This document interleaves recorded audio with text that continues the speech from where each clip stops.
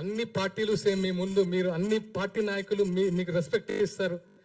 మీరు ఆ ఒక్క మాట తొలిలారు, సంస్కరించుకున్నారు, అయిపోయింది. దాంతో మళ్ళీ రౌండ్ టేబుల్ మీటింగ్ అని 4 రెచ్చగొడితే వచ్చేసి అసలు పవన్ కళ్యాణ్ గారు కుల ప్రస్తావన తీస్తారా? తీయండి, ప్రూఫ్ ఇవ్వండి. నిజంగా మీ ఇంటికి ఆంధ్ర పోలీసులు వచ్చారా? చెప్పండి. ఆంధ్ర పోలీసులు వస్తే రుజువు చేయండి. మీరు వచ్చారని ప్రూవ్ చేయండి, మేము తలదించుకుంటాం. మీ ఇంటికి పోలీసులు ఎందుకు వచ్చారో మీకు తెలియదా?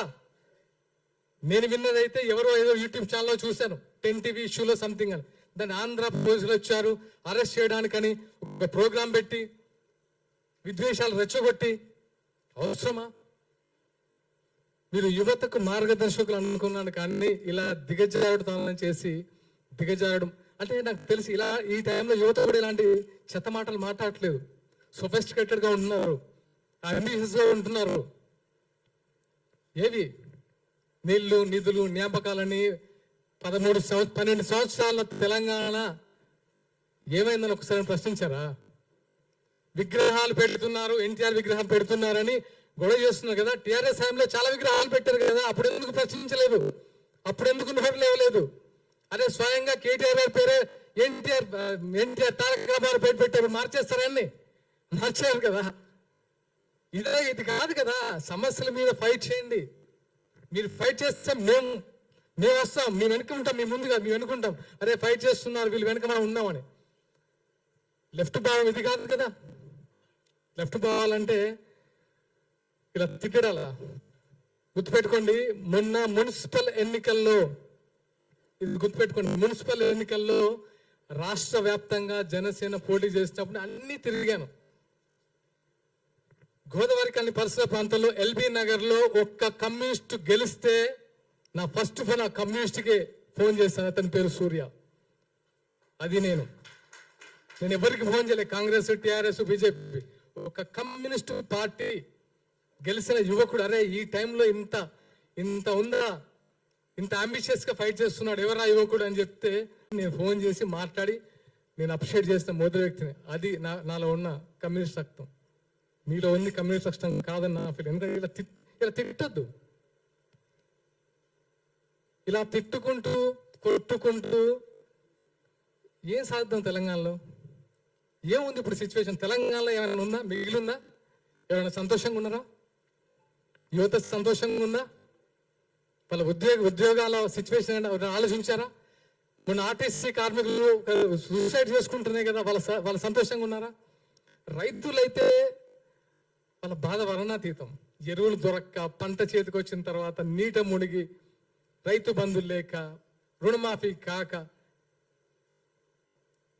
ఇన్ని సమస్యలు పెట్టుకొని మీకు పన్నీ పాట లేక రౌండ్ టేబుల్ సమావేశాలు పెట్టి ఏం చేశారా మీ జేబులో నుంచి? పవన్ కళ్యాణ్ గారు ఏం చేశారు మీకు తెలియదా? ఈ రోజు కాదు, 2009లో ఎక్కడో ఆదిలాబాద్ తాండాల్లో మంచినీటి సౌకర్యం కల్పించాడు. అప్పుడు మీరేం చేశారు? ఎక్కడున్నారు మీరు? ఎన్నో దాన ధర్మాలు చేశారనే. దాన ధర్మాలు కూడా అన్నాను. ఆయన ఒక మనిషి కష్టాల్లో ఉన్నాడంటే చేతికి ఎంత ఇస్తారు. అది ఆయన నైజం. ఊరికే మేము అట్రాక్ట్ కాము, సినిమాల వల్ల అట్రాక్ట్ కాలేదు బ్రదర్. ఆయన సినిమాలు చూసేవాడు అట్రాక్ట్ కాలేదు జన సైనికులు. ఆయన వ్యక్తిత్వం, ఆయనకంటే పెద్ద హిట్ ఇచ్చిన సూపర్ స్టార్లు ఉన్నారు, వాళ్ళకి ఇంతమంది ఫ్యాన్స్ లేరు. ఎందుకు? ఆయన వ్యక్తిత్వం. ప్రతి వాడికి సమన్వయం.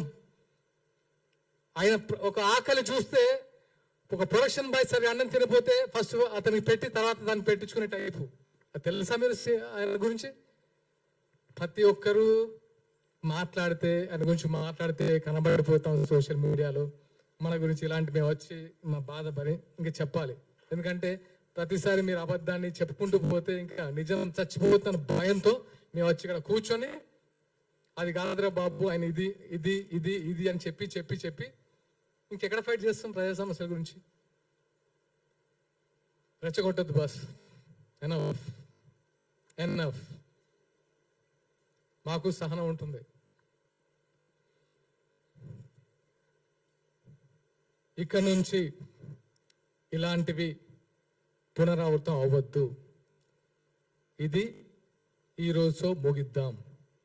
Please please. ఇంకా ఇలాంటి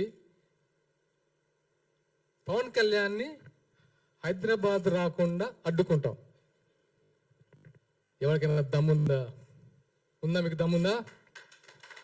దమ్ముందా చెప్పండి, తెలుసుకుందామా? ఆపగలరా? మీకు రాజ్యాంగ విలువలు తెలుసా? రాజ్యాంగ హక్కులు తెలిసే మాట్లాడుతున్నారా? తెలంగాణలో జనసేన పార్టీ చాలా బలంగా ఉండబోతుంది. కాబట్టి గుర్తుపెట్టుకోండి. మేము ఇప్పటి వరకు చాలా